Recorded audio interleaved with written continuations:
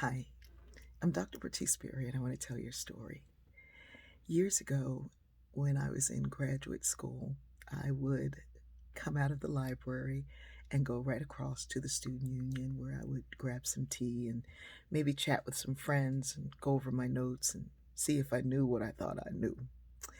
It was February, and there was a big banner hanging across the student union that said Black History Month. Some of the guys that I knew from working out in the weight room decided to join me at the table, and one I didn't know so well, but I'd recognized him, decided that he would ask me a question. He looked up at the banner and then he looked over at me and said, "Why we gotta have Black History Month? Wouldn't you feel funny if we had White History Month?" I looked at him and went back to my tea. I figured he really didn't want to ask me that. Back then, I didn't have a filter of love or grace to process things through. I said whatever I was thinking or didn't say anything at all. And it was that or this. And so I really practiced not saying anything. But he kept going. It's like, "You don't have an answer? I mean, you don't even know why y'all have Black History Month?" And I said, "Well, that's really a dumb question." And somebody said, "No, that's a good question. Why do you call that a dumb question?" I said, "Well, as my mother would say, a dumb question is a question that you could look up on your own, but you ask it out loud and show people how dumb you are."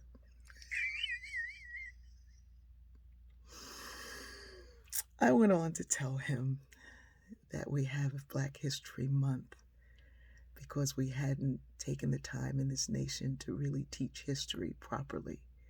That history had been told from one perspective only, and usually not correct. Carter G. Woodson, the father of Black history, is a brilliant historian, and if you don't have a copy of The Miseducation of the Negro, a well worn copy of it in your house, go get one. He said if the achievements of Negro were properly set forth, it will crown him as the factor in early human progress and a maker of modern civilization. A key factor in early civilization and the maker of modern civilization. Surely not the place we were in. Black History Month started out as a week. And so why February? It was a week in February, and it was the week that celebrated two birthdays.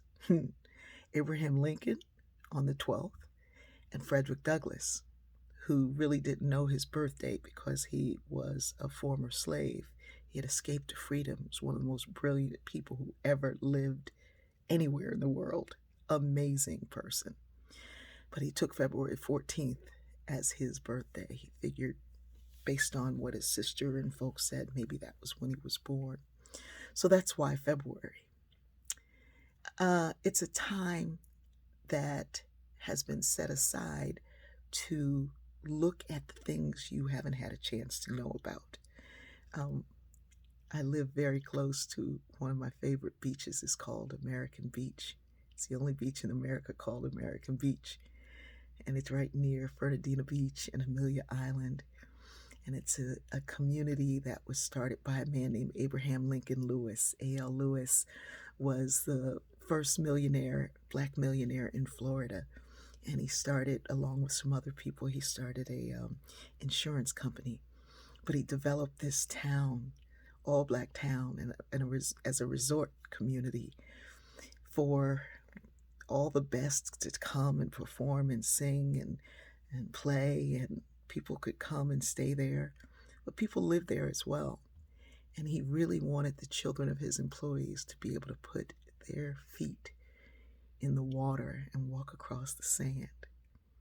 So I go down to American Beach and I sit there and I take it in that somebody thought to do that. His daughter, Miss Mavine, who was known as the Beach Lady, helped to conserve that area. She was an environmentalist, and there are sand dunes and things that are preserved because of her. Her sister, Janetta Cole, was the first woman to be president of a major university at Bennett College and then at Spelman. Their lives are connected to the Kingsley Plantation, which is just right up the road from there. plantation that was run by a black woman who was married to the white slave owner. There's so much history that we just don't know. And it's in our own backyards. It's in the areas that we walk across, the streets that are there. When I was a child growing up, we never crossed the street or looked at a traffic light without saying, a black man invented that. We would all go, well, who designed the streets of D.C.? Benjamin Banneker, a black man. We knew those things growing up because we went to all black schools. And this history is lost on so many. But as kids, it was a game. And I hope it continues to be a part of our lives. That you pick up a mop or an ironing board or look at a light bulb and the filament inside, and you know that somebody who looked like me did that. It's important. It's important to our history. It's important to American history. It's important to the world's history. We can't say that civilization started in Africa and then deny that fact. Let's all learn together. Take a moment every day this month to learn something that nobody told you. I love you.